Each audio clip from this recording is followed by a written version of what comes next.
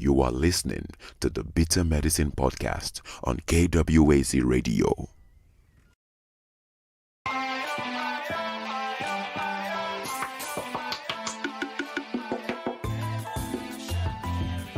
Welcome to the Bitter Medicine Podcast, where it's all about Black empowerment.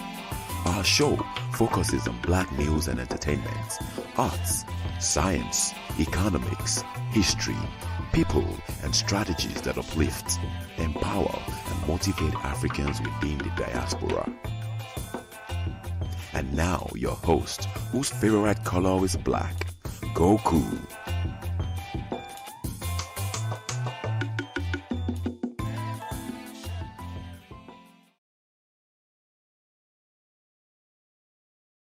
Yes, indeed. Welcome back to the Bitter Medicine Podcast. I am your host, Koku.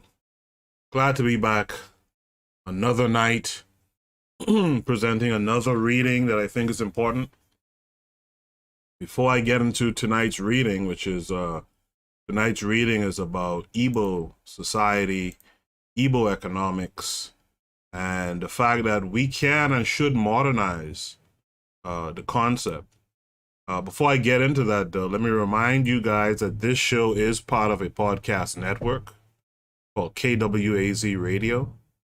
You guys are invited to check out some of the other shows. In fact, not some, all of the other shows on the network. This is D Webb with the Harsh Reality Podcast, asking you to tune in where we tackle the news of the day that affects our community, only on KWAZ Radio. Peace, family. This is Oni, inviting you to listen to the pro-Black perspective, where Black problems are addressed with Black solutions. Greetings, fam. Tune in to The Learning Curve with me, the revolutionary matron on KWAZ Radio. You are listening to the Bitter Medicine Podcast on KWAZ Radio. Yes, indeed. Make sure to check out all of those shows on KWAZ Radio. And while you're at it, too, make sure you subscribe to the KWAZ Radio YouTube channel. Let's get those subscriptions up on that channel as well. If you haven't already, subscribe to all the YouTube channels for all the shows, including this one, the Bitter Medicine Podcast.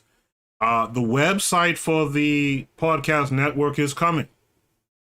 It's coming, and if you want to, you can donate to the cause. You can Cash App KWAZ Radio at KWAZ, $, KWAZ Radio on Cash App. If you'd like, you could also support the shows by purchasing a t-shirt from the merch store. I'll talk about that more a little bit later. And yeah, so those things are coming up. Make sure you're supporting, right? The reality of it is you put your money behind what you care about. If you care about Black media, if you care about Pan-Africanism, you care about the uplift of the race, help support these endeavors. So we got the Learning Curve here saying greetings. That's the revolutionary matron. Uwa Bantuum number 2 is here saying Jambo Falmi, or greetings to the Royals. I appreciate that. Greetings to you too. Thank you guys for coming through and hanging out with me tonight. Before I start the reading, I just want to point out that I have a, check out my community tab on YouTube. The community tab is similar to, say, Facebook wall or Twitter page or whatever, a Twitter feed. I put up different posts like every day. You guys should go ahead and check it out. I have a poll up right now that asks the question: is there such a thing as a nation within a nation? Is there such a thing as a nation within a nation?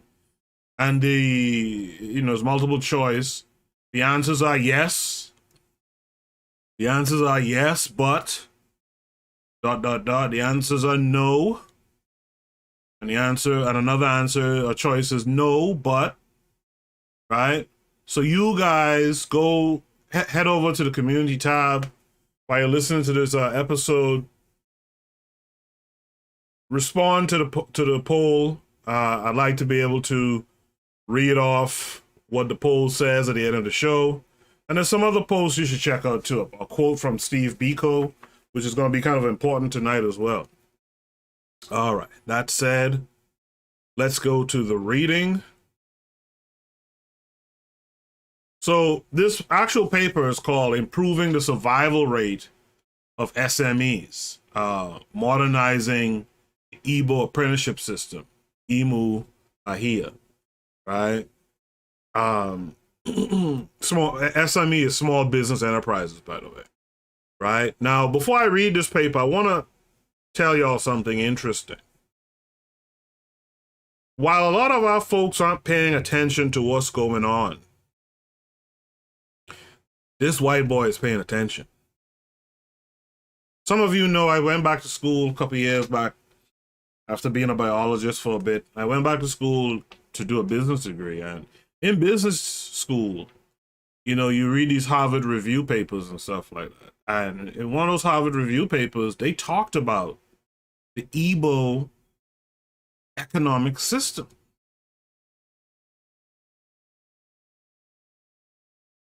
You could go on YouTube right now and look up a TED Talk. I forget what the white boy's name, bald-headed white boy.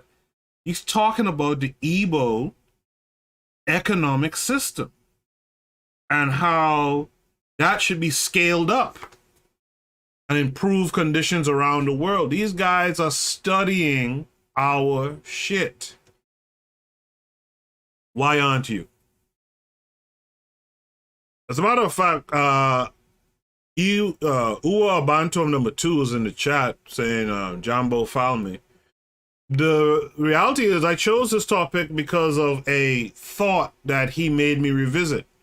I had this thought before, and he said something to me maybe a week ago that maybe made me revisit this thing. He said to me that it's wild that you have guys like Dr. Amos and Wilson who talked about Igbo economics, but no one practices it.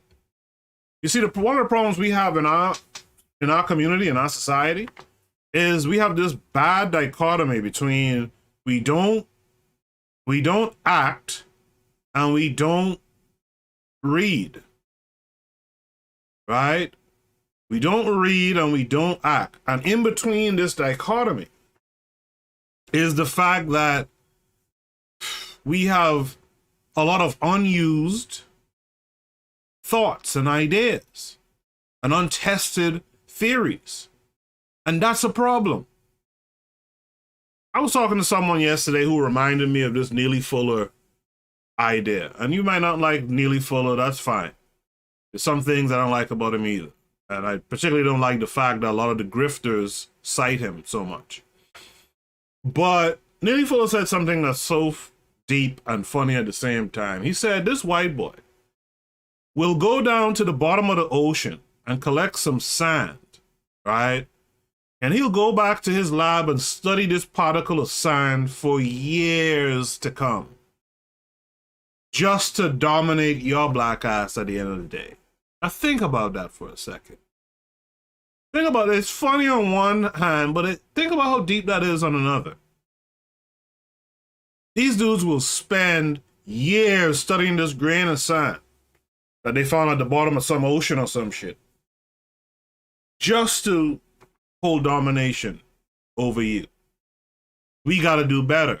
And the reality of it is, as I talked about last Thursday when I read that John Henry Clark paper, our elders have said some things. They've done some things. They've laid out some ideas. Our job is to be scientific about it and go about testing these principles, testing these theories.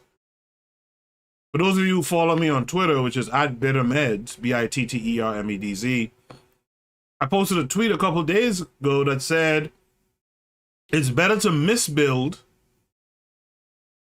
than not to build at all. It's better to misbuild than to not attempt building at all. It's better to look at the principles, look at the ideas that some of these folks in the past have given to us and try to work them. try to make it happen. You know, and so that's one of the things, you know, that's my diatribe on Uwa Abantu number 2. Made me rethink about that fact that a lot of the stuff that we critique and criticize, we haven't even tried it. We've never really tried it. It's time to start trying some stuff, and hopefully this paper will give you something to think about. All right. So this is a pretty recent paper, actually. This is a 2021 paper. And the abstract says the Igbo Apprenticeship System has long existed, creating startup businesses and new entrepreneurs. It is said to be the largest business incubation system in the world. This system has been insinuated to be secret of the most industrious tribe in Nigeria, the Igbos. However, because it is wrongly assumed to be a program for those who can't be successful with formal education, it is not attractive to the youth. This study aims to modernize this system. Literatures were reviewed pertaining to origin, diversity, success, and limitations of the apprenticeship system in general and Igbo apprenticeship system in particular. Having identified the gaps and loopholes of the system, a suitable educational model was proposed, combining general and apprenticeship education. Recommendations were also provided based on international best practices. It was discovered that the system has become unattractive to the youths. Among others, it was recommended that the system should be reviewed such that it creates an innovative ecosystem. This study will facilitate the improvement of the Igbo apprenticeship system in Nigeria. And you see those are the keywords. The Igbo boy, Noir boy, I don't know what that is. If anyone has information on what Igbo boy is, Noir, NWA boy, let me know what that is. I'll be glad to learn something new here. If you are here present, hit the like button. Make sure you hit the like button. Let people know that you were here, right? And if you hear something interesting during the conversation, by all means, type a comment in the chat, and I will read those live on the air. So the introduction. Entrepreneurship is identified in the National Innovation Framework as key and central to innovation of any nation. Technological entrepreneurship, in particular, is needed to facilitate technological innovation in a firm and nation. I mean, already, you hear what's being said already? Remember the episode, I think I reposted it recently, how we need to have a scientific approach? How we have to... There's another episode I did talking about STEM education, how we got to get more serious in that area. Okay. It is also an essential ingredient of socioeconomic development. The difference between technological entrepreneurship and other types is collaborative experimentation and creation of new products or their features, which are connected to advances in science and technology. Unfortunately, technological innovation is non-existent in Nigeria. Now, let me ask you all a question. Those of you who are outside of Nigeria, right? Those of us who are outside of Nigeria, how many Nigerian doctors have you run into? I teach at a college. How many Nigerian students do you see in a college studying science? Why is it Nigeria, which I heard someone make a state a stat one time. I don't remember the stat right now, but basically Nigeria is known for producing a gang of doctors, right? Why is it technological innovation, which is associated with STEM, right? The same STEM subjects that these guys study to become medical doctors. It's those same things, the same physics, biology, chemistry, math. Did I miss something? If I did, I apologize. But it's those same things.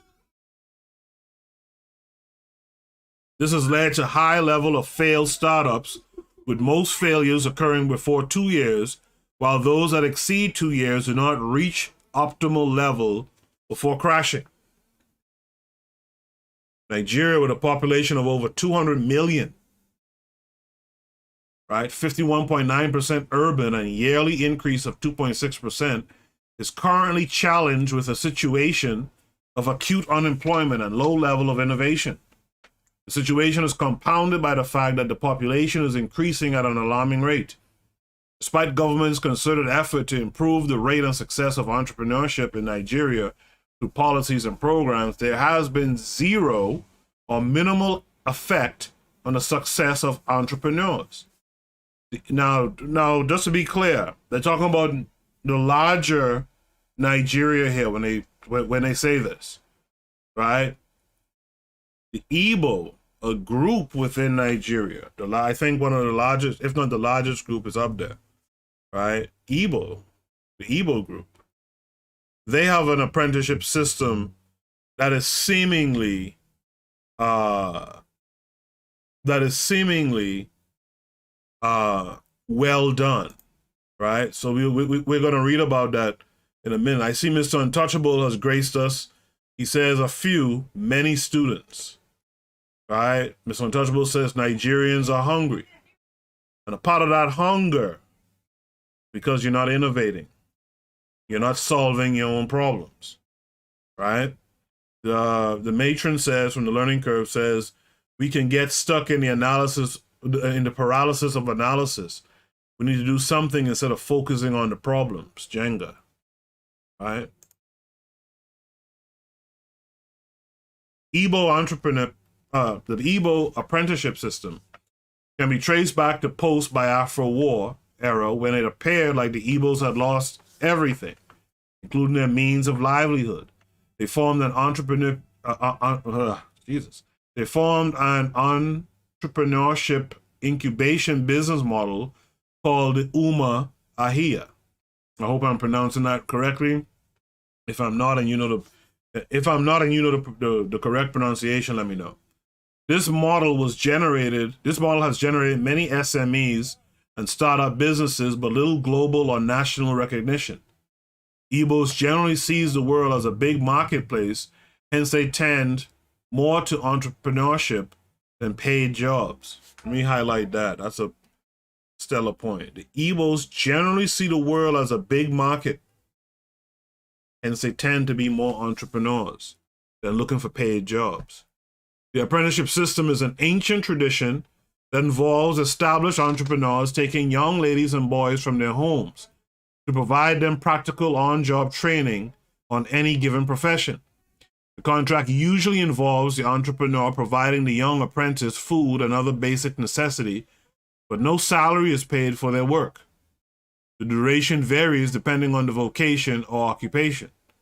An American journalist asserted that the Igbo apprenticeship system is the largest business incubation system. Igbos are generally insinuated to be the most entrepreneurial tribe, and their success is attributed to the apprenticeship system. So again, I'm pointing out to you that Amos Wilson, and you could go on the Discord, by the way. If you go on the Discord and look under Conscious Videos, I posted this video. Amos Wilson was giving a talk. And it's wild because he was talking about how, and I've seen where people have kind of poo-pooed it, but he was talking about how the Caribbean folks, right? And I know this very well. He was talking about how Caribbean folks have this thing called, the Asu, or some people call it the Susu, or some people call it the Han, or some people call it Esu. I think in Nigeria it's called Esu, right? And I talked about this in an episode in the past, right? And he was talking about how you can use that idea. Now, you'll have to scale it up, right? You have to scale it up, but you can use that idea, that general idea, you can use to actually improve the conditions of your people within a nation. And we should be reading about how you do it. I could spoil it now, but let's go through the paper and see if they break it down really well. However, there is need to improve the Igbo apprenticeship system to cover areas of technological entrepreneurship and consequently to make it attractive for graduates to participate. Using a proposed model, this study seeks to examine the features of the Igbo Apprenticeship System with a view of modernizing and improving the system to facilitate innovation and attracts educated youth, right? And to attract educated youth, I guess is what they meant to say. So the methods: harnessing apprenticeship program for technology and economic development. The apprenticeship program is an efficient and cost-effective way of investing in local content significantly to youth employment and empowerment that ensures productivity and reduction in youth restiveness. Nigeria Economic Recovery and Growth Plan focuses on making Nigeria economy a globally competitive one through investment in its people. It also recognizes the importance of youth entrepreneurship and development of supportive business environment. Opined that entrepreneurship forms the foundation upon which science, technology, and the creative industries are built. It is the key ingredient in the transformation of an innovative idea to innovate product or commercialization. Global reports have shown that small and medium-scale enterprises, I think I said small and mid-size, but it's the same thing. Small and medium-scale enterprises, SMEs, provides 50% of employment.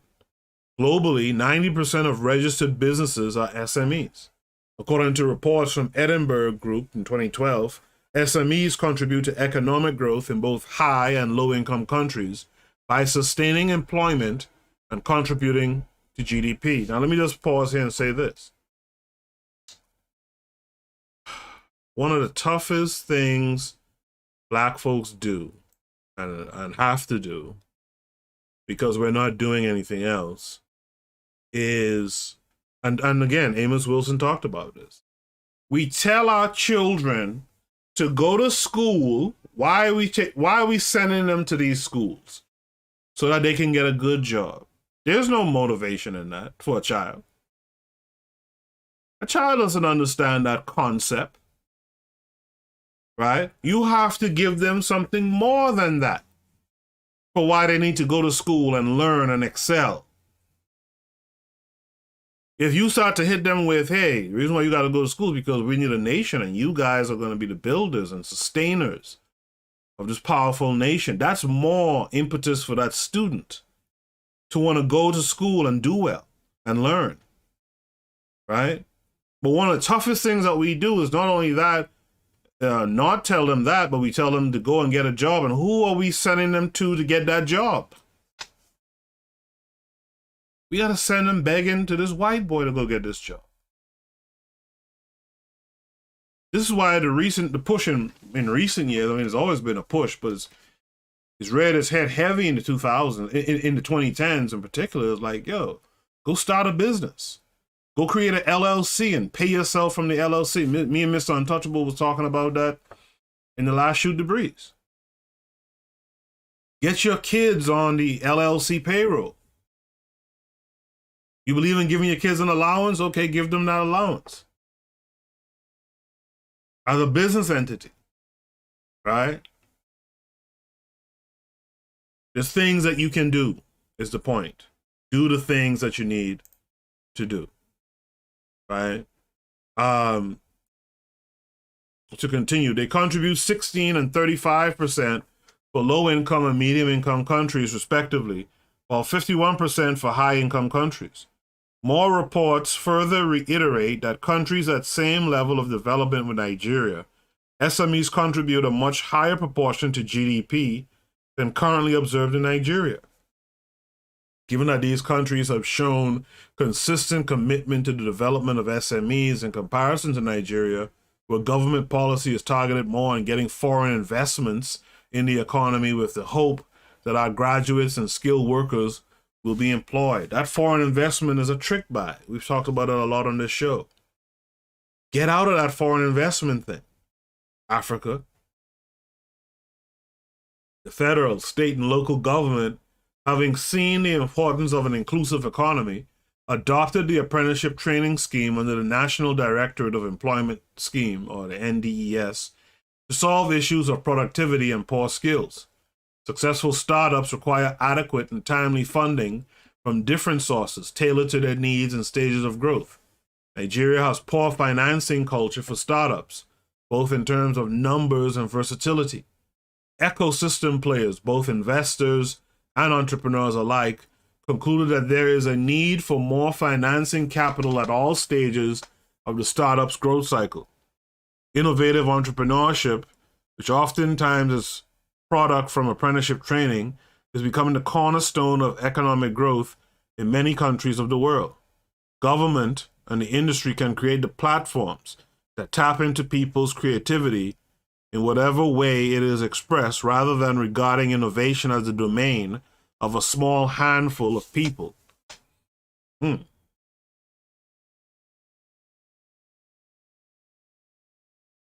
brings us to the origin of the Igbo Apprenticeship. And hopefully it's here where you get to understand what the Igbo did historically. And I think it's wonderful. It's wonderful. And you're going to hear me use a term later on in this talk that I think is an important term for us to familiarize ourselves with as well. But let's continue the reading. The work of X-rayed the innate entrepreneurial nature of the Igbos. He opined that colonialism had a positive impact on the Igbos as it colonialism was good for us, right? Had a positive impact on the Igbos as it gave the opportunity for them to exhibit their entrepreneurial skills in trading, manufacturing, and agriculture, which they used to trade with the Europeans. He also opined that Igbos have always craved social and economic independence. This has sustained their continuous drive for entrepreneurship. They always look for business opportunities out of every situation. Yeah, that sounds like a scammer, but Igbos have a culture of praise for wealth gotten from hard work. This praise culture is enshrined in their religious and traditional beliefs. Worthy people are even given titles as motivation for hard work. The mindset of an average Igbo person is that success in entrepreneurship is compulsory. It's a must. Right? Their traditional proverb, like, our own is our own, but my own is my own. Hard work yields wealth. One need to explore other alternatives, amongst others, further inculcate the entrepreneurial spirit in the Igbos. The work of re-emphasize this has some typos in it. That's not me reading poorly. The work of re-emphasize this, he opined that the Igbos are the backbone of the economy of the nation and have contributed to the standard of living in both rural and urban areas of Nigeria. I guess someone described the origin of the Imu Ahia as a system which involves established entrepreneurs taking young idle boys, and so hopefully it's here where you get to hear the genius of what they do. Taking young idle boys, who could be their relative or not, for informal entrepreneurial education, which is entirely practical based. This work as an ecosystem in which those who have benefited from this program also help others. This business incubation system is an unpaid employment for a number of years, averaging 5 to 8 years, after which the apprentice is expected to be as good as the master. This system has also helped reduce the menace caused by idleness amongst teenagers and youths. He further asserted that this apprenticeship system existed before the Nigerian Civil War and even helped the Igbos survive from the ravages of the war. Within the next 2 years of the war, this system rescued the Igbos from hunger, squalor, poverty, and hopelessness, which resulted from the war. So I don't even know if they really covered it well. Sometimes with these academic writings,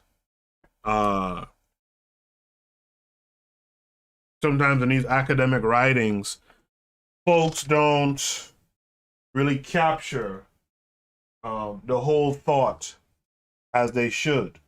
Y'all give me 1 second.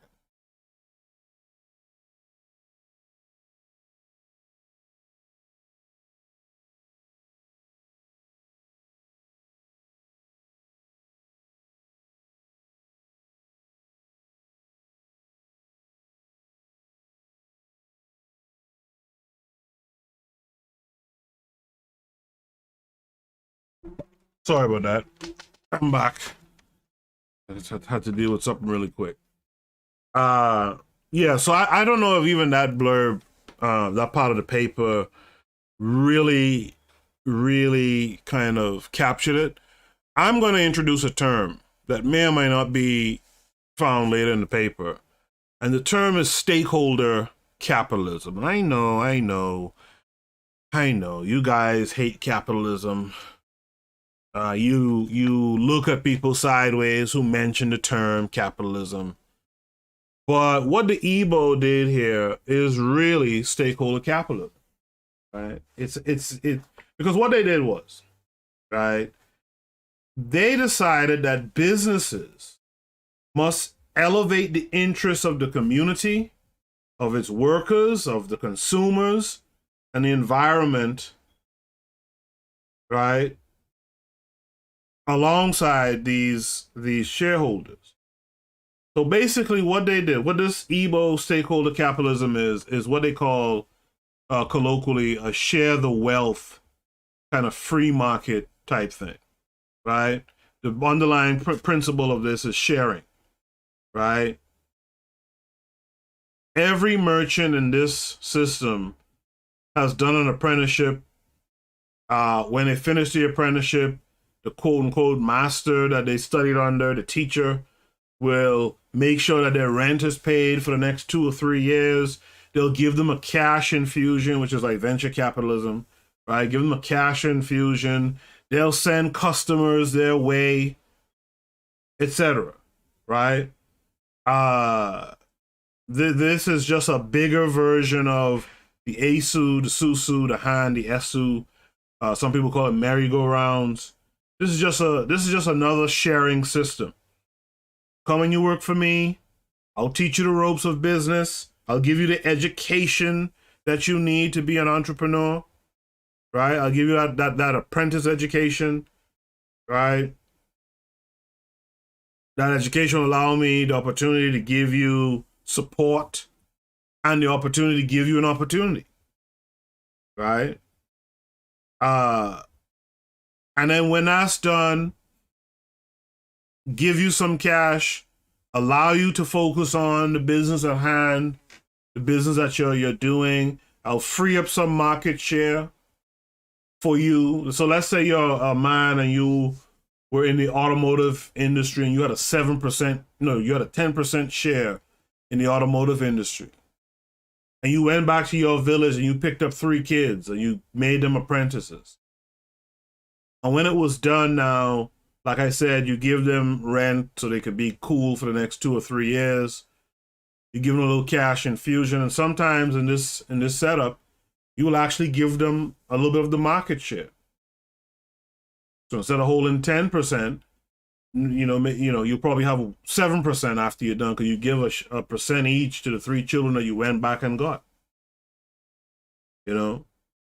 And the beauty of this system, because it's a sharing system, it also means, and because it involves relinquishing some market share oftentimes, it also means that no business becomes too big. And so you don't have that oppression going on.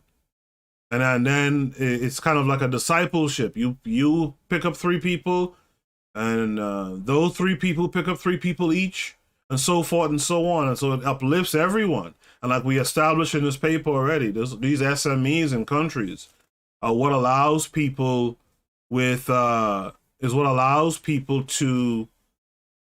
employ others.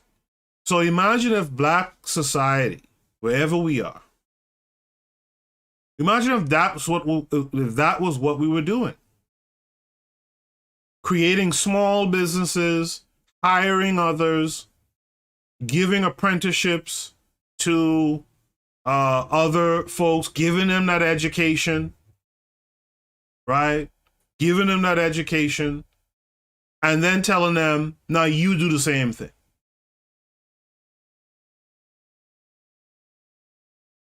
If 95% of the people actually follow through and do the same thing that was done for them,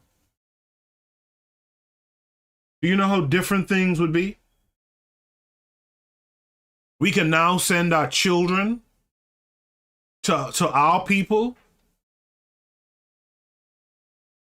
We can now take the children of our people and give them that game, that knowledge, and have them do the same going on. We can't poo-poo these ideas.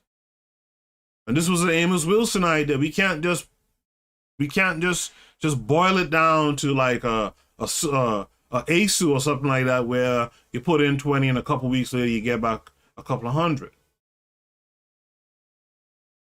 This is important. This is important.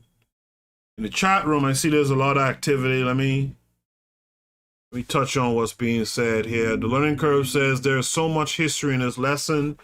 He who hath ears, let him hear.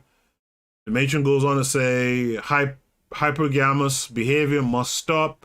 This desire to trade with others to the exploitation of my family is the bullshit.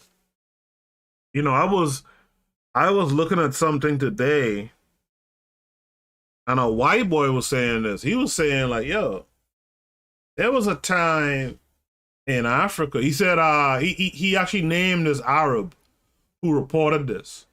This Arab went down the east coast of Africa, and they noticed that when you stopped at any country on that east, like going towards the south of Africa, but on the east coast, he said when you stop at any of those countries along the way, he said white people, right, Eurasians, were not allowed to come out to dock their ships on the shore. He said you had to stop your ship out at sea. Some Africans will come out to you on a boat. They'll say, listen, I'm going to be your spokesperson. You're going to do trade through me. The court systems, if you do some foul shit, we'll have you in the court systems, et cetera, et cetera. You couldn't come in the country unless you were going to be standing trial at a court or something like that, but you weren't allowed in the country. And to the matron's point, when we even have let's say Africa, when we get Africa to nationhood, you might have to do trade with these other folks. I mean, there might be some reason for, I can't think of one now, why Africa, the continent, if it's unified and powerful, why would it need to? But there might be instances where you need to trade, or where these other folks need to come to you with trade offers because they really need something that you have, But you want to be able to do that from a power position, you see. So we got to keep that in mind. The learning curve says Igbo used indentured servitude as a way to change the society. They changed the world, and now there is a hyper-individualism culture that says, I matter more. She goes on to say, replace stakeholder capitalism with worker cooperatives so that people power fuels corporate power. If you make more apprentices, then you cannot all be wealthy since you're still competing. So I think, let's see if this paper gets into it, but I read up on that. And actually they don't compete. What actually happens is the quote-unquote master who brings in the apprentices, and I think Uwa Bantum is from this area. He might be able to drop some insight in the chat. But from what I understand, what happens oftentimes is these folks who understand the game very well, they become master teachers, they take on apprentices, they often, it's not uncommon for them to just completely bow out of the business once they've done their part. They've made their money, they've taught the next generation, and so they give up their market share to their apprentices. And now their apprentices carried on and so forth and so on, and they get out the game at a certain point. So it's a thing where it's not crony capitalism where you keep your foot on the gas pedal. Like, what's his white boy name? Like Bill Gates and them. It's not that kind of crony capitalism where you just keep making and hoarding money. From what I understand, traditionally, it was the case of you've made your money, you're good, bring up a couple other people. When they make their money and they're good, they'll get out the game and just teach people how to continue it on, etc. I hope that helps. Uwo Bantum says there is a town, a network of villages named Isuama. The susu that builds villages. Isuama is literally Ujama. Some descendants still identify as Isuama in Cuba, but spread that name during Kwanzaa. Okay. He says, just an idea I'm working on. The learning curve says we need guilds and nations. We'll have to negotiate with guilds. The other people are thinking globally. We must be globalists as well. And I 100% agree on that. The learning curve says giving up market share. Tell this to the boomers. Get out of the way. Well, America is different. I don't know if Nigerian boomers are like American boomers, but the boomers in America just won't get out of the way.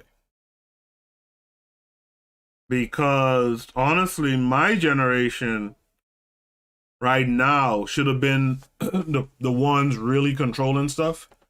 But because of those late bloomers, so to speak, they're still the ones running the big companies and all that kind of stuff. So yeah, they really needed to get out of the way about 15 years ago, right? But I digress. Hopefully I shed some light on the whole idea here. This brings us to a section of paper called Igbo Apprenticeship and its impact on entrepreneurship. The Igbos basically appears to be one of the largest tribes in Africa, having a population of 40 million. They are seen as facilitators of entrepreneurship. Several works agree to the positive impact of the Igbo Apprenticeship System on entrepreneurship in Nigeria.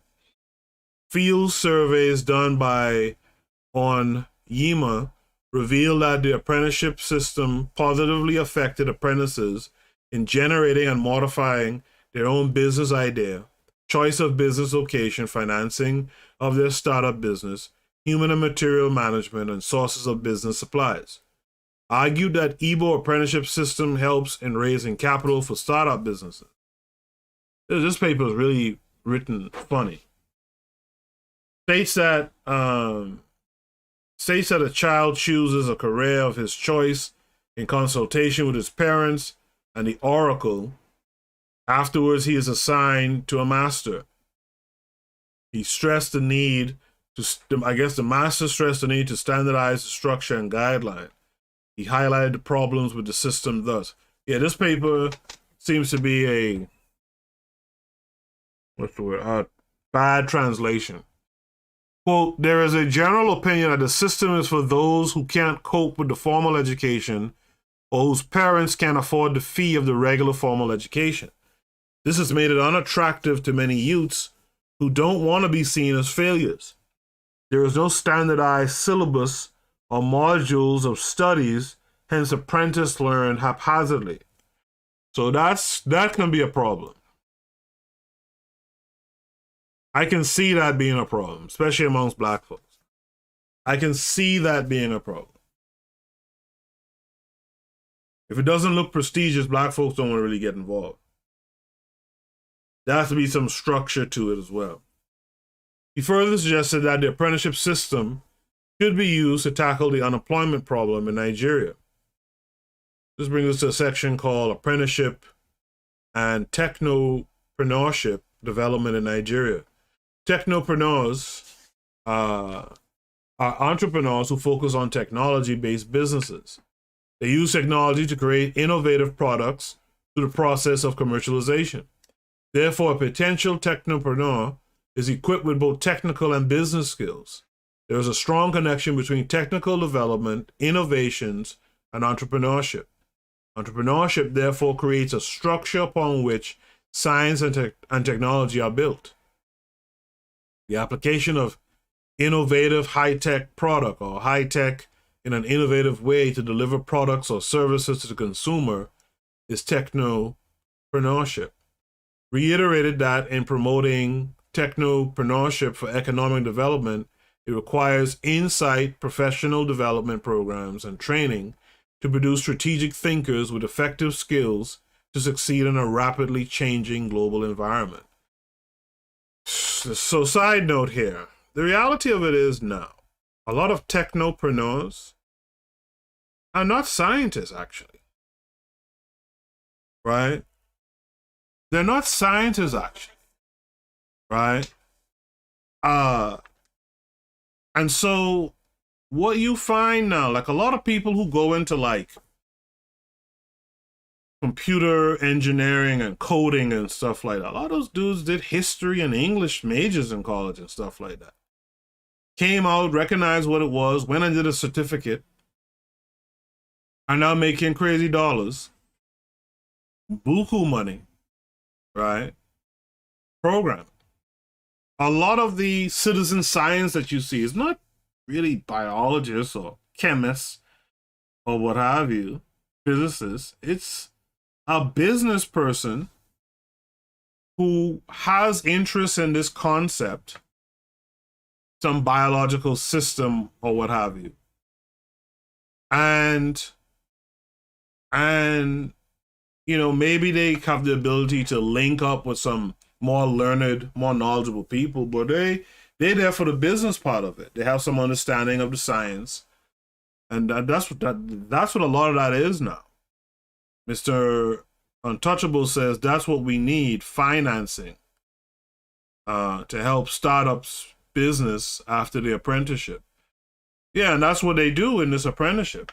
The master, the teacher, like I said, pays their rent for the next 2-3 years and gives them an infusion of cash, you know, and gives up market share, you know. The learning curve says they are telling on themselves. I'm not sure what the matron is saying. She says, yes, we do, Mr. Untouchable. We need a community, a nation to raise funds for the entrepreneurs, you know.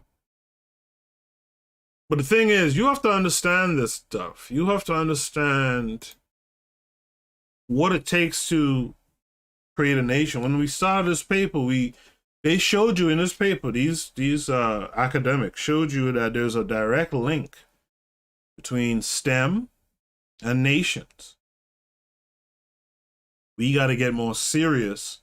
And you know, STEM includes technology, right?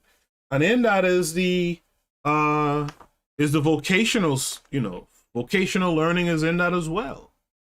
You know, we got to get serious about that stuff, and serious in terms of being entrepreneurs. Again, referencing Dr. Amos Wilson.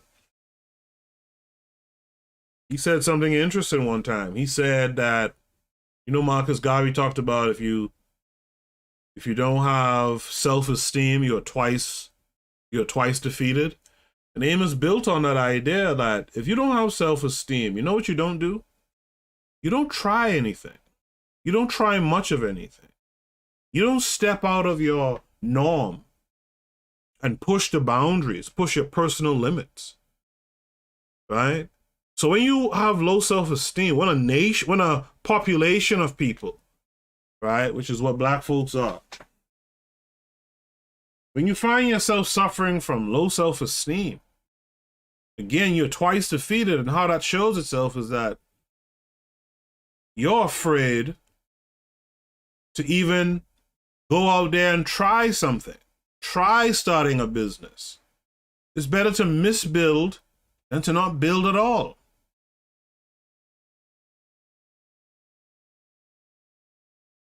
And this is what you see from other people groups, to use the matron's term.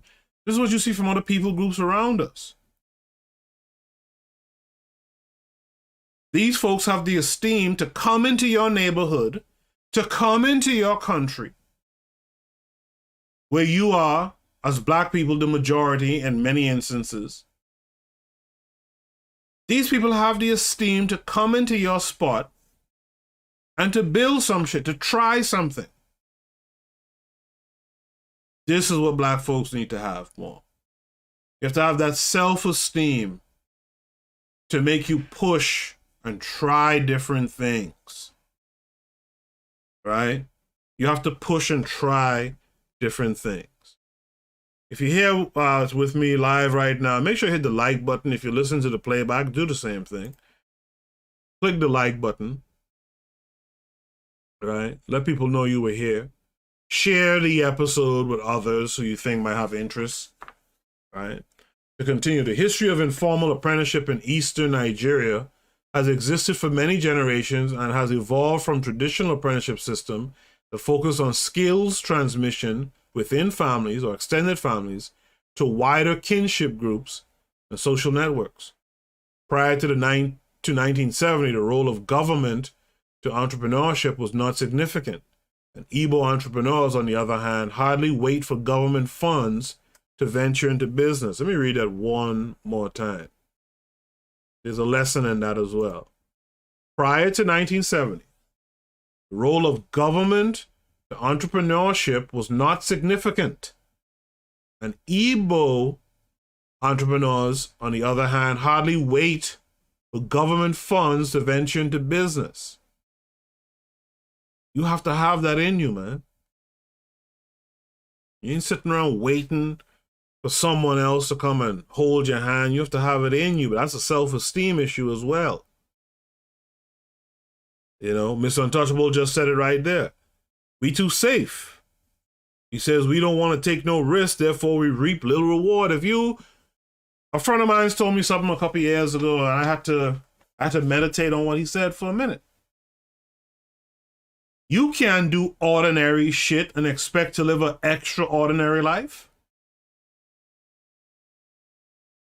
You have to do extraordinary shit to live an extraordinary life.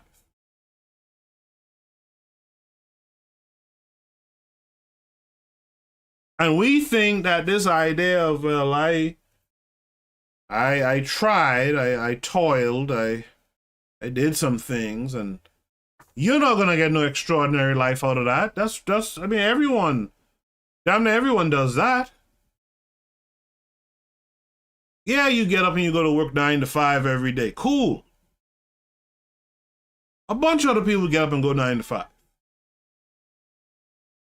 But if you're not taking, like Mr. Untouchable does, if you're not taking your time outside of them people work and you working on your own stuff like he does, like I do, like the learning curve does, and others. If you're not taking in your own time, you trying to build something yourself, for yourself and your people, your immediate family and others, you're not doing nothing extraordinary, and you will have an ordinary life. The learning curve says in America, government funds all entrepreneurs except black entrepreneurs. This is why we got to fund ourselves. Again, I'm listening to Amos Wilson the other day, and he's talking about like the spending power that black folks had. I think this was a talk like back in the 90s, right? He's talking about the spending power that blacks have and how it rivals whole nations, right? Mr. Untouchable says job means just over broke. Yeah. So yeah, you worked hard on your just over broke situation, right? You work very hard. You get up early in the morning, you go in there, you spend extra time when you supposed to be leaving.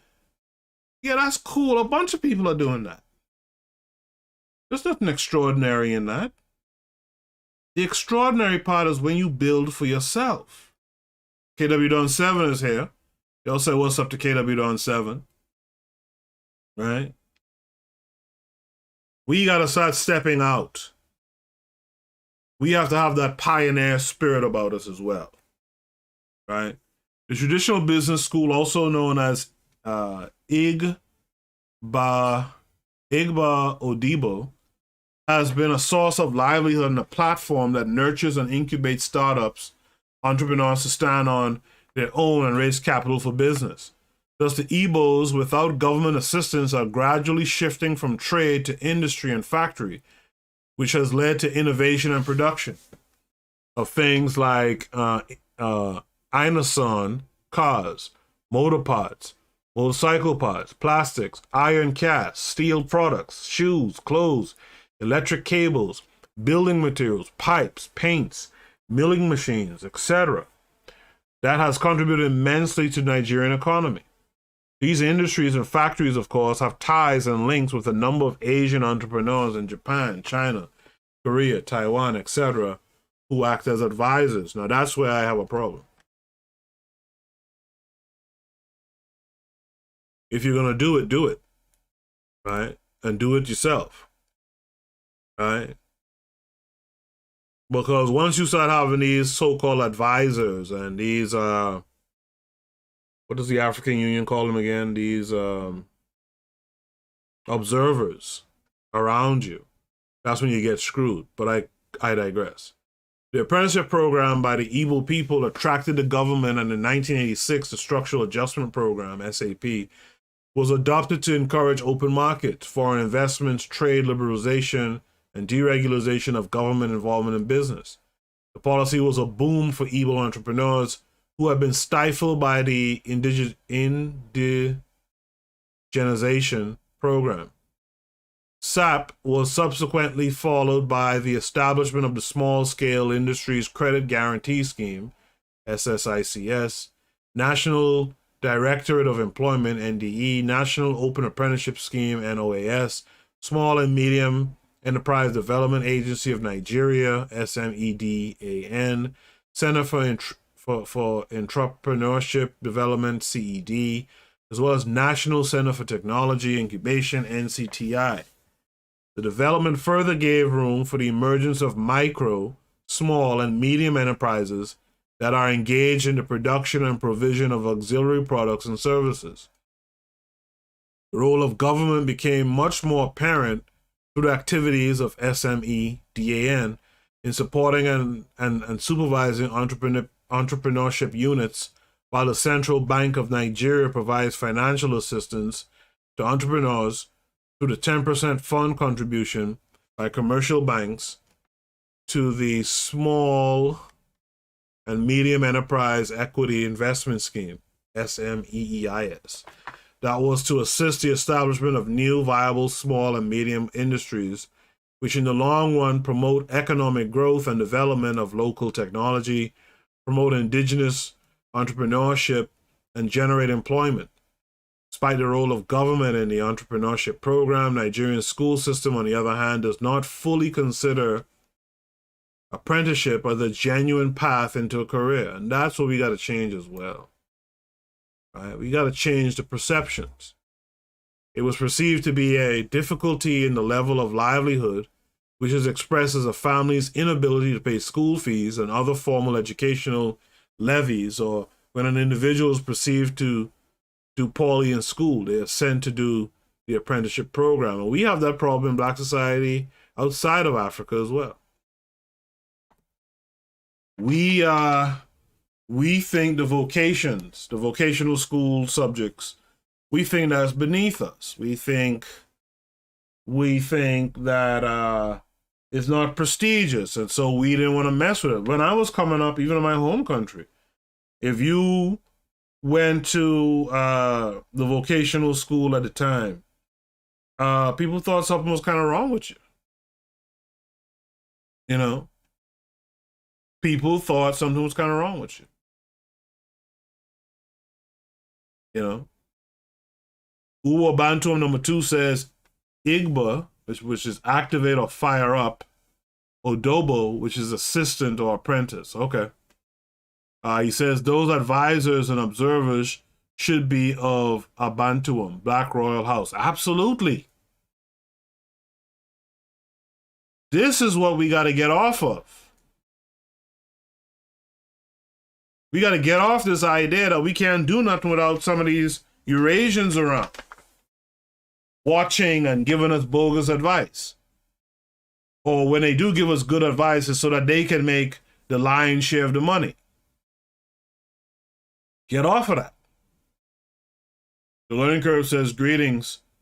10%, the church was supposed to do something else with your money. That's what the church should be. Exactly. Black churches, but remember, especially in the States here, they have that mandate, I forget what it's called now, where they can't be political in any way, and they can't do this, that, and the other, right? But yeah, that's what they should be doing. And if you don't like the church system, then what you should be doing is creating organizations. This is what the organization's supposed to be doing too. We get down on the church a lot, and rightly so, but these organizations and all should be doing something as well. Instead of talking all the time, we have a talking problem and an inaction problem. KW7 says the MBA programs in Western societies is a Yoruba males program. I'm not denying that at all. I'm not denying that at all. I mean, I learned some useful stuff in my time in business school, but ultimately, what I really learned was you got to go out and do it, right? Ultimately, you got to go out there and do it, and that's what Black folks need to learn. Ultimately, get out there and do it, right? To continue,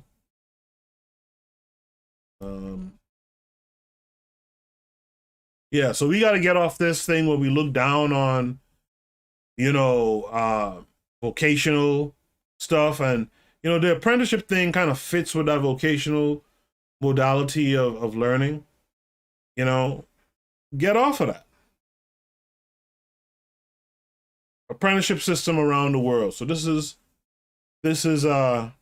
another section, the apprenticeship system around the world. Apprenticeship is seen in specific sectors like service sector and construction sector. For instance, in the history of Middle and Western China, apprenticeship constitutes an important pathway to qualification and certification, even with the presence of other formal training methods. The Chinese apprenticeship system, just like the Igbo apprenticeship, has never been specifically supported since the foundation of the People's Republic of China in 1949. But today it has maintained as one of the training avenues that promotes employment, especially in the construction industry, in small production and repair workshops, and in the traditional service trades, such as hair cutting and cooking. And those are things that we need. Right? Those are things that we need. There's no shame in this shit. Someone has to clean the floors. Someone has to fix the toilets. Someone has to fix the heating and air conditioning system, the ventilation system. Someone has to cut the trees and clean the roads and all that stuff. That's all a part of a nation. Everyone can't be a doctor. Everyone can't be a lawyer. Or in between. We got to get, again, when you're talking nation, we got to be realistic about what that means. Everyone has a role to play, and it is what it is. According to the report by Industrialization in Europe, also is centered on a double system of qualifications, which is composed of skilled workers who have been trained through apprenticeship and technicians and engineers who are trained in the new applied research and development and training institutions.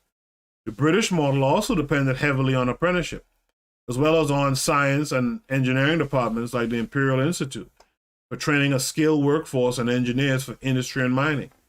The French employed apprenticeship strategy that brought about the French model, the École polytechnique that aims at linking applied research and planning with education and training in all types of technology, a predecessor of the modern engineering schools. This is all a part of nation building. And it shows you, what's being showed here is that African folks, Black equals African folks, aren't serious about nation. I think it was Uwo Banton who said recently, behind the scenes, he said something like a lot of Africans aren't ready for nation. They aren't ready for self-determination. When you're ready for those things, you don't look down on any aspect of training and skills. Because you understand, I'm going to need all those things. Right? I'm going to need all those things. Black equals African people, wake up. Wake up. The French economy relied also on traditional apprenticeship, which maintains until today.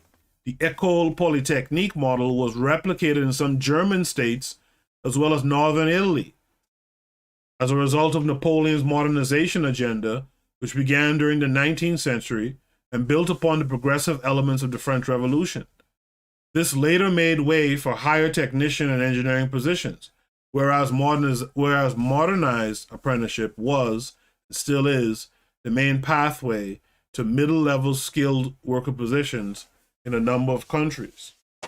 I told y'all before, the European understood something fundamental. That fundamental thing is that primary and secondary education was super important towards nation building and nation maintaining. You could dance around it all you want, you can't ignore it. Super important. And if it's the case that you weren't doing that well in school and you have to go into a more vocational type of training, a more skilled labor type of thing, so be it. It's no big deal. Right? It's not a big deal. Everyone is useful in a nation. Everyone with some skills is useful in a nation. Relating this to the Igbo Apprenticeship System in Nigeria, one will ask, are apprenticeships a valuable way to promote skills development in Nigeria? Answer, yes. But this will require Nigerian leaders to build more on the strength by establishing viable partnerships, mainly on the local up to the national level. Island solutions may not spread over to establishing apprenticeship as a systemic avenue or career path leading youth from education through training to employment. The U.S., just like other developed nations, is also brewing the apprenticeship program, which at the moment have become popular among politicians, workforce advocates, workers, and employers. The program combines on-the-job training with classroom instruction and is mostly dominated by building and construction trades. Records from the U.S. Department of Labor, the DOL, enlisted that people who complete an apprenticeship program can expect to earn an average annual income of approximately $60,000, slightly above the 2016 U.S. national median household income, which I believe was $50,000. In contrast with developed countries, low and middle income countries are characterized by a relative scarcity of skills and deficiencies of the schooling system. This has increased the need for training programs, especially an apprenticeship program that has become more appealing. Apprenticeship program has also been part of the Brazilian Labor Legislation Code, CLT, since 1943, recording a total of 11,377 to 26,738 apprentices who had their first job at the ages of 17 and 18 between 2001 and 2003. The training is provided by official professional qualification agencies or by training institutions certified by the Labor Ministry. I just want to remind you guys that there are other shows on this network you should be tuned into. I want to invite you guys to check out the other shows on KWAZ Radio. This is D Webb with the Harsh Reality Podcast, asking you to tune in where we tackle the news of the day that affects our community, only on KWAZ Radio. Peace, family. This is Oni, inviting you to listen to the pro-black perspective, where black problems are addressed with black solutions. Greetings, fam. Tune in to The Learning Curve with me, the revolutionary matron on KWAZ Radio. You are listening to the Bitter Medicine Podcast on KWAZ Radio. Yes, indeed. Make sure you're checking out all those shows on KWAZ Radio to continue. To continue with the reading. Hold on.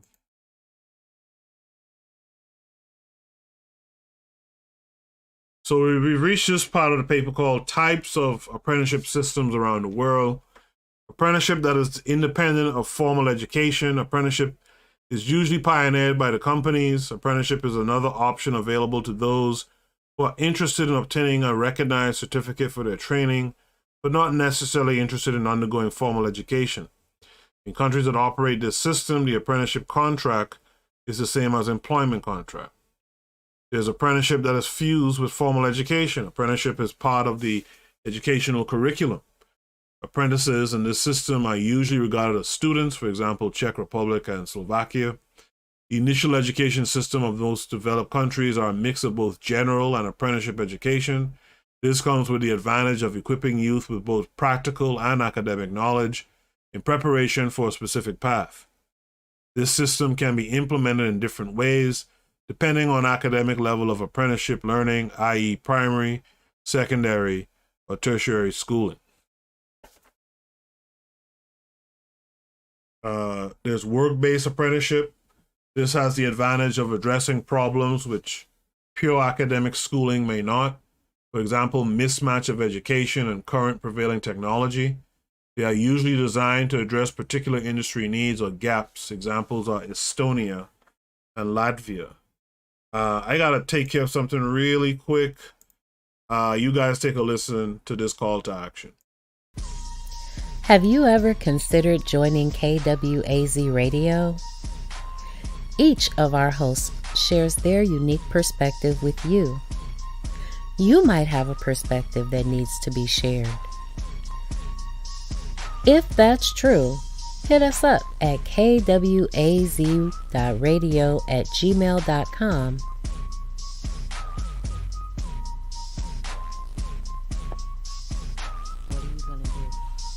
What are you gonna do? What you gonna do?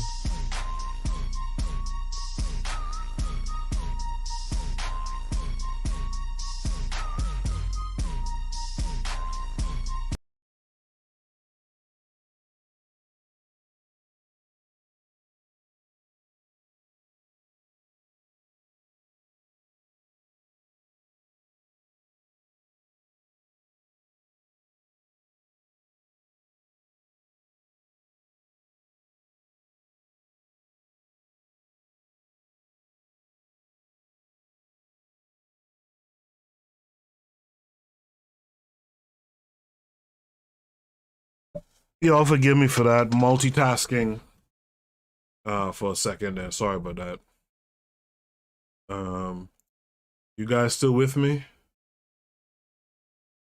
So let's finish this section and I'll read the comments in the chat.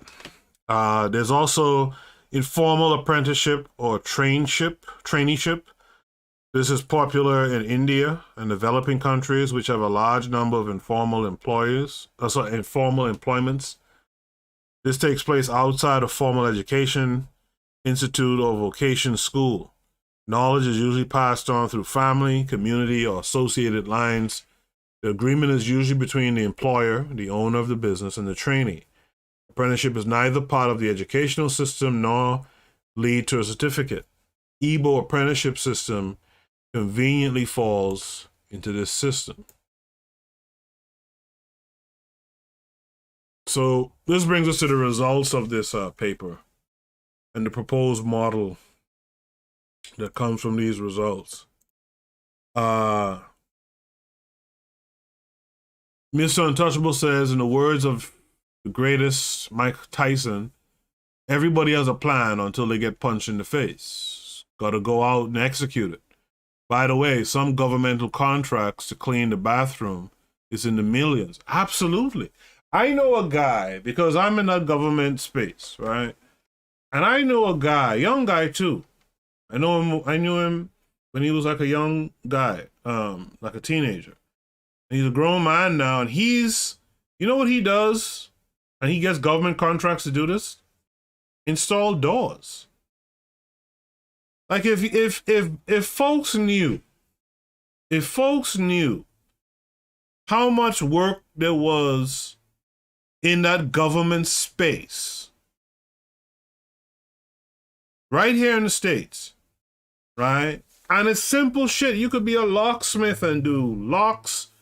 Like Mr. Untouchable said, you could clean bathrooms and all this old stuff and get big time contracts. Folks got to get out there and do it. KW7 says the skilled trades professions got hammered by mass propaganda in the 70s to the 90s and just recently re-emerged as a viable career option due to labor shortages with the boomer generation retiring. I could buy that. He goes on to say African people must develop goods, services, and skills that the world wants, needs, and are ready to pay for or find a really good place to hide. Ain't that the truth? The key word in all that is develop. Africans, people must develop goods, services, and skills that they can sell to the world, right? And consolidate the returns to maintaining and to building and maintaining a nation. And that's it. You know? And then again, this paper is from this year or so, but this is not some new concept again. Amos was talking about that in the 90s. Garvey and them was talking about some aspect of that over 100 years ago. Be business people, take on the youth, scoop up some of these youth out here doing nonsense, and go put them to work, teach them something, and give them an objective, not just to go work a job for someone. Give them the prime directive. This is all towards us building a nation and being able to take care of ourselves and do things on our own time and thought, etc., etc. So this is the results of the paper, the proposed model. For students who are interested in the general education, they undergo 6 years of compulsory primary education, 3 years of junior secondary education, 1 year of STEM education, 2 years of secondary education, and 4 years of university education. Let me read that again. That seemed like too many years there. For students who are interested in the general education, they undergo 6 years of compulsory primary education, 3 years of junior secondary education, 1 year of STEM education, 2 years of secondary education, and 4 years of university education. Okay, it kind of makes sense. That 1 year of STEM education is kind of interesting. But I guess I guess it makes sense, and hopefully they explain it. There's a midway point between your junior secondary education and your senior secondary education. You do 1 year of STEM education. That's interesting, actually. Apprenticeship education will entail 6 years of primary education, 3 years of primary vocation education, teaching the basics of vocation education or apprenticeship, 1 year of STEM, 2 years of secondary apprenticeship or vocational education, and full integration into the Igbo Apprenticeship System. What do you guys think about that proposed model? Type your comments in the chat, and we'll discuss it shortly. Students are at liberty to switch to either general or vocational education along their education path after their 1-year STEM education. Switching to vocational education will require an additional year of transitional education, while it will require 2 years to switch to general education from apprenticeship education. Students are also at liberty to switch either to general or vocational education after their 2 years of secondary education in each line. Switching from general education to vocational education at this point will require 2 years of more vocational study, while it will require 3 years to switch to general education from vocational education. Ease of transition helps reduce the number of dropouts who later have a change of educational plans later in the course of their education. 6 years primary education and 2 years of vocational or general education should be made compulsory to ensure a basic level of literacy, as shown in Figure 1. I actually like that, actually. Right, so this is how the setup goes. Everyone gets the 6 years of primary school, or what they call elementary school in the States. Then you go on to junior sec, right? Which will be 7 through 9. Then you do a year in grade 10. This is for both sides, right? So if you're going the traditional education route, you'll do 3 years of junior secondary education. If you're going vocational, you do 3 years of a primary vocation education. So it's a setup to vocational learning. And then after that, both of you will do 1 year of STEM education. So science, technology, engineering, mathematics, you'll both do that. After that, if you're continuing on the lines that you want to study, academic or vocational, you'll do 2 years of senior secondary, both. And then after that, for the academic, you'll go on to do 4 years of tertiary education. If you're in the apprenticeship program, you'll go on to do a full apprenticeship program, right? In between there, they show you what happens. If you want to go from vocational school after the 1 year of STEM, you got to go to 2 years of a general education. If you want to go from the academic program after you do the 1 year of STEM, then you got to do 1 year of vocational education, right? And so they have those kind of trade-offs in time, right? Which is cool. What do you guys think of that breakdown or that proposed education? I see the chat has gone kind of quiet. What do you guys think of that proposed education?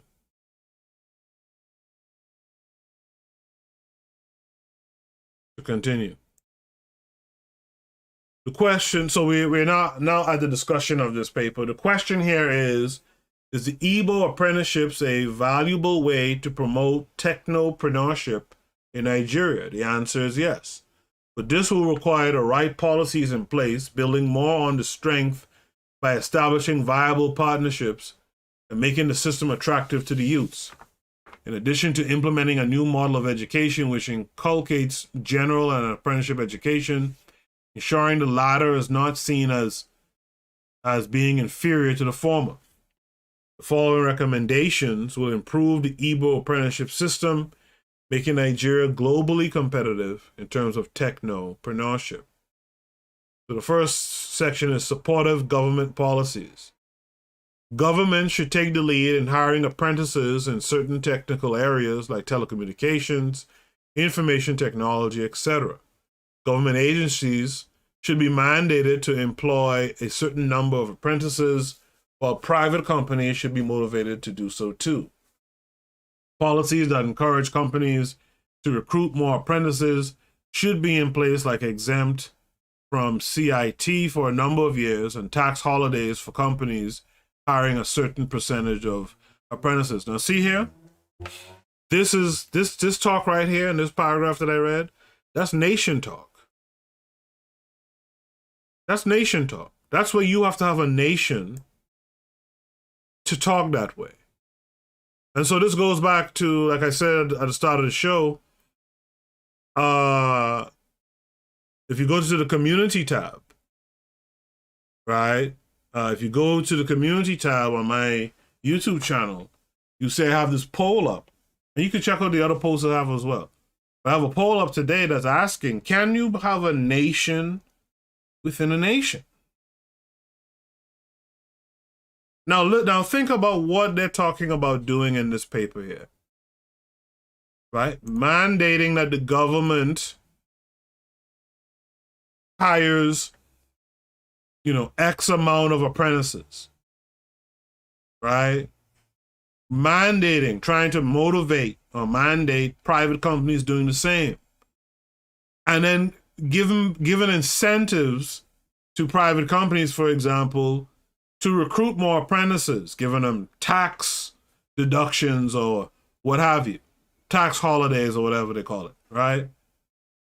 Like, that's nation talk. Now, if you're a population within a nation, you can't talk that way because you can't really, like in America, you can't demand the government to do that. Unless you really get organized and really do your work in the voting system. Really get on the ball and really participate in local elections and voting in the right folks who locally, could pull some strings and perhaps get some things done. But ultimately, this talk right here, this is the kind of talk you find when you are a part of a nation, right? The policy should ensure uniformity in apprenticeship curriculum as well as standardization. Beyond Southeast Igbo land, there should be a standard curriculum and mode of teaching across the 36 states of Nigeria. There are 36 states of Nigeria. The fragmentation in Africa is crazy. This will ensure seamless transfer from one apprenticeship program state to another. The next point is emphasis on technology-based apprenticeship and STEM education. STEM education should be infused into our educational curriculum from primary to tertiary level. This opens up their mind to innovative and critical thinking. STEM prepares children for the future and future jobs both within and outside STEM. It will further help apprentices adapt easily into science, technology, and innovation, that's STI, related jobs. Again, there's an episode I did this, right? If you're on YouTube, go and look through my videos. You'll see a black boy and a black girl around some chemistry equipment, a chemistry lab equipment, and listen to that episode, right? Listen to that episode, right? And you will see, I talked about this a while ago, right? But that's good stuff. The next point is financial support. Financial support needs to be given to the apprentices in the Igbo Apprenticeship System. The employer is only made responsible for the accommodation, transportation, and basic needs of the apprentice without paying him any wage. However, using the right policies, it can be enforced for employers to pay wages to these prospective technopreneurs. To ensure standardization in the wages given to them, they should have a parallel salary structure to the prevailing civil service pay structure with the minimum wage policy in force. One of the major problems of startups in Nigeria and generally is startup capital, particularly innovative ventures that may require capital for equipment, tools, and technology in general. So again, I want to remind you guys that from what I understand from this paper, when they talk about Nigeria, they're talking about Nigeria at large, Nigeria in general. They're not talking about the Igbo in particular, because again, my research shows that the Igbo, and I explained all this earlier, so I won't go through it again, but the way they do the system is they pull apprentices, teach them the ropes, give up some market share once they've gone through the system of learning. They're given their rent, their rent is paid for, and their rent is paid for, and they have some cash infusion into their startup business. So that's what the Igbo does. I think this paper's, when they say Nigeria, they're talking about, other than Igbo, right? To continue. One of the major problems of startups in Nigeria generally is startup capital, particularly innovative ventures that may require capital for equipment, tools, and technology in general. Government can intervene by providing interest-free loans and duty-free importation. Trade terms like delivery duty paid, DDP, and favorable tax concessions should be given to SMMEs. Government should provide apprenticeship funds, repayable and non-repayable, accessible by apprentices and their employers. State government can also provide in-training financial support and bursaries to indigenes of their state undergoing apprenticeship training. The next point is harmonization of apprenticeship programs. This will enhance mobility of apprentices and further improve the rate of completion. Apprentices are known for always looking for greener pastures, hence their movement and travel within and across their state of residence will not affect continuity of their education. This will also increase chances of being employed. Next point, last point, combination of apprenticeship and entrepreneurial studies. Apprenticeship education should entail not only acquisition of technical knowledge, but also entrepreneurial skills that enable them start up and manage the business. The sustainability of the Imu Ahia system is also dependent upon the innovativeness and ability of SMEs to grow into big business and create new startups. That's a very important point, right? So just to finish this paragraph, this ecosystem will increase the number of spin-offs and successful new enterprises. So that's a very important point. If you remember me talking about this before,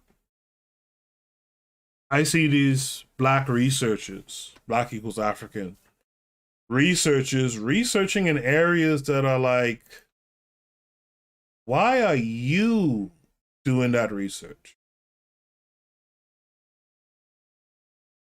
What's that going to do for your people?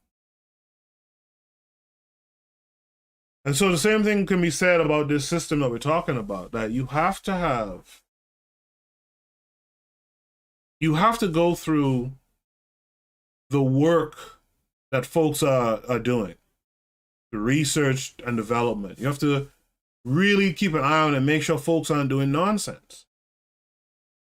It's imperative that the work they're doing, and the thing about Africa is Africa, from what I understand, is just ripe for innovation. I mean, the fact that all these other superpowers and whatnot go into Africa and take up the dirt and process out all these valuable minerals and stuff, it means that Africans can do the same thing. Africans can do the same thing. Step out of the box that you've always had and push yourself to try something else. Do other things. Yeah, you could do subsistence farming and you could trade yams and all this old stuff. That's cool too. But get out there and understand. Don't just have your children out there packaging the dirt for these Europeans to go and take and profit off of. But now try to figure out, what can we do with this dirt? Because clearly it's more than just dirt. Mr. Untouchable in the chat says the apprenticeship education is good. We had it in the Caribbean a while ago. Even Garvey did an apprenticeship, I think, but it was based on a British model, I think. KW Don 7 says, this plan requires some form of separation from the public school system or revamping education systems where blacks are the majority. Absolutely. Absolutely. No, this ain't no British curriculum that you're following. This is no American curriculum that you're going to be following. This is where the African-centered education really comes in. Achieve Mindset is here, y'all, on African time. Y'all say what's up to Achieve Mindset. Good to see you, though, brother. Right? But yeah, you definitely can't use the regular public school system education. Nah. Again, this show could have been called the Amos Wilson Show today. But again, Amos Wilson talked about that too, man. That education is about solving problems. And it's about solving your problems in particular. Right now, when you go to the public school system, you're just learning how to take care of these other people's problems. You have to have an education that gives you confidence, that connects you to your tradition, connects you to your community, to your people. You have to get an education that makes you desirable, the desire to lead and be a thought leader and a leader amongst your people. It has to be a patriotic education. Yes, absolutely, KW7. So in America, this is why we talk about African-centered education. And not to go beg white folks to implement African-centered education, we have to be doing it. And the education has to be geared towards teaching our people, you got to solve the problems that arise. You have to have these skills and be ready to do the work. And the biggest thing I think we could get our folks in the West to understand is get your skills up so that when the continent comes calling, and the continent is always calling, by the way, you're able to go there and put in some work. You got the skills that they need. You know, even if you're just going there to become the master teacher and pull you some apprentices.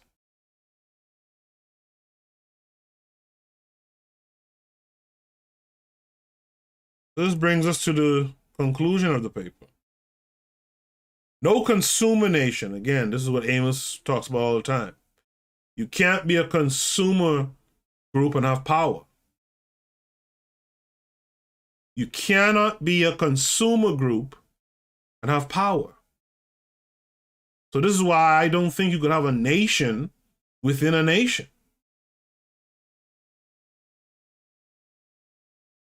You're just a population because you're just a consumer inside these people's nation. You're not really doing nothing. No consumer nation can boast of a sustainable economy.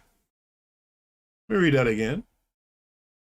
No consumer nation can boast of a sustainable economy. And this is what the colonizers do.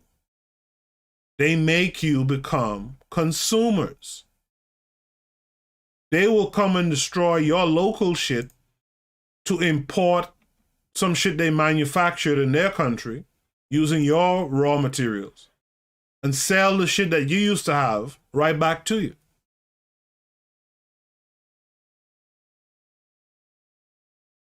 I'm from a country that could grow all kind of banana if they wanted to. And you go in the store and you see a Chiquita banana. Meanwhile, we have all kind of hog banana and stuff. Some of the sweetest banana you could ever eat. The skin is thin like paper. Ask Mr. Untouchable if I'm lying. It gets to the point where birds start to eat that banana. It's so nice. But when you go to buy banana, it's what? Chiquita banana. This is what the colonizer does. Right? For a country to develop socially, economically, and politically, it must be able to cater for the needs of the citizen and also involve more in export than import. It is pertinent that citizens don't simply depend on the government for provision and jobs, but become entrepreneurs and job creators. Nigeria has benefited immensely as a nation from the Igbo Apprenticeship System, which has produced many successful entrepreneurs, and those businesses have also been able to reproduce themselves in other young entrepreneurs. It is therefore necessary for Nigerian government to do an urgent review of the apprenticeship system in general, and the Igbo apprenticeship system in particular. I told you guys at the start of the show, this white boy in Harvard is studying what the Igbo have done in Nigeria. They study this apprenticeship system. This white boy, like I said, you could go look up a TED Talk. I forget the white boy's name, but I'm sure if you type in Igbo economics TED Talk, you'll find the white boy. And he's talking about what the Igbo have done. He's talking about it like congratulatory, you know, and this is something that they study. They're looking into doing this for their own selves, right? Mr. Untouchable says banana, guava, ganep, which we call canep, aloe vera, oranges, etc., etc. Like I told you before, the pineapple that Dulce talks about from Hawaii, they took that from the Bahamas. If you're not careful, this is why the Africans on the east coast of the continent had a lot of good sense back in the day. You don't let these folks come off their ships into your country. Now, y'all dock out there, we'll send a ship out to you, and we'll have this middleman, one of our people, organize the trade. But you're gonna come inside here and peep game of what we're doing and then undermine what we do. This is what these colonizers do. They undermine what you do. They undermine what the indigenous folks in the area do. This is why you don't want them as your advisors and your observers. To observe what?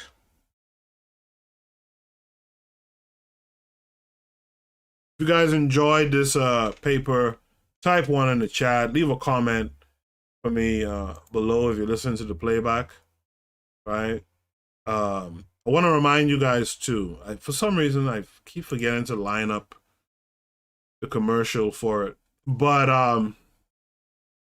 thanks to the Revolutionary Matron, we have merch, and we have a merch store in partnership with T-shirt Epiphanies. We have merch. You guys can support the shows on KWAZ Radio by going and purchasing a t-shirt today. We have new designs coming up and new items coming up soon as well.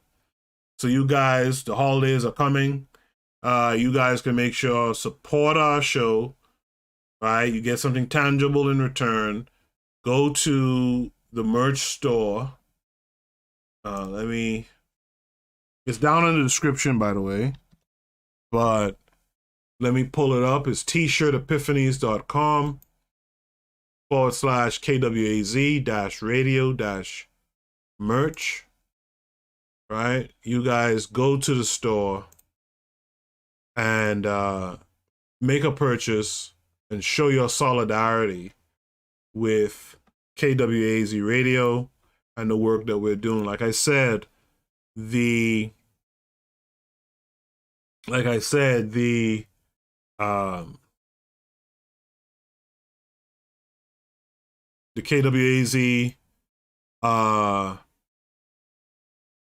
website, where you could find all the podcasts in one place, is coming.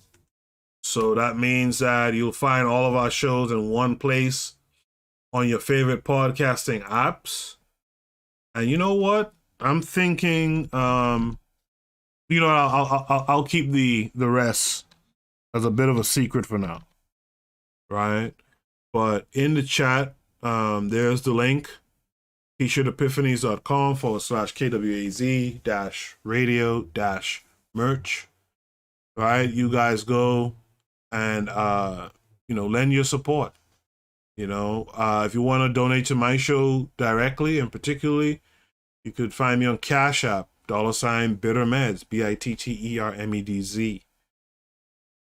Mr. Untouchable type 1, so I guess he's the only one who appreciated the paper tonight. Uwa Bantam number 2 It's talking about MBAHMMASI, the Charm Nation. I'm not sure what that means. He says, I'm working on Jacksonville Network, and the Igbo Cultural Spirituality Network is after that. All right. I want to thank you guys for joining me tonight. I'll be back again for Saturday Night Shoot the Breeze. You guys are welcome. Tune in and even welcome to join the panel. I know Mr. Untouchable has joined us a bit. Uwa Bantum has joined us. Of course, the revolutionary matron, the lady of KWAZ Radio has joined. It's always a good time. You guys could come through and check that out. But what are your thoughts about Igbo apprenticeship? Can we modernize it? Can we scale this up? Is this something that we can use amongst Black equals African folks in the diaspora? You can post those comments down in the comment section of the video. Until next time, you guys be good. I'll see you guys for Shoot the Breeze on Saturday. Peace.